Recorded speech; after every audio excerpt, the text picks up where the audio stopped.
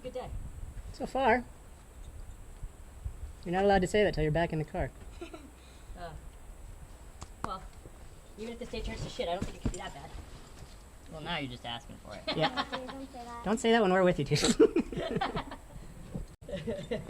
Well, we're on the west side of the river, so, I mean, we could find canyon apes. Canyon apes? Sweet. Did they tell you about Monkey Mesa? No? No. Well, right, like you go past the gas station, you go up the hill, Yeah. out of town towards here.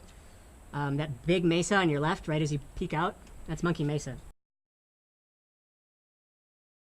Oh, cool. And it's a long, straight, flat top that the Air Force built a rail system and a miniature runway on it to test ejector seats. Sweet. Because like the propulsion pack for an ejector seat costs like 50 grand, and you don't want to spend 50 grand every time you just like move a seatbelt from here to here.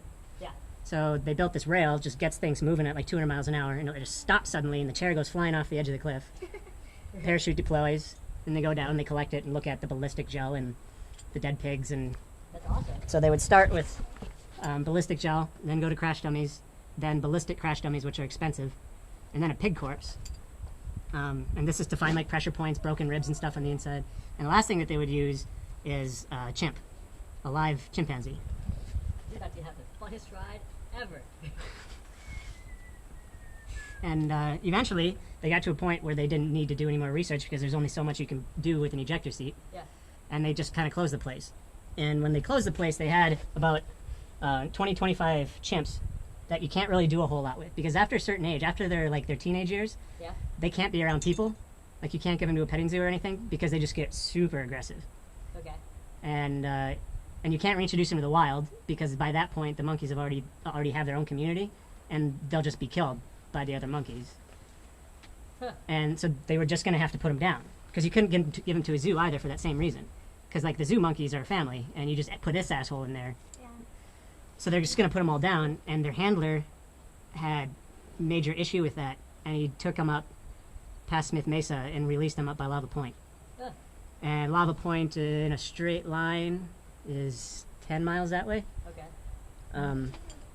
Nobody's seen them on this side of the river, on the east side of the river, so apparently they haven't crossed it anywhere. Okay. Not that there's any real good place to cross it, but... So they get sighted every now and then. Sweet.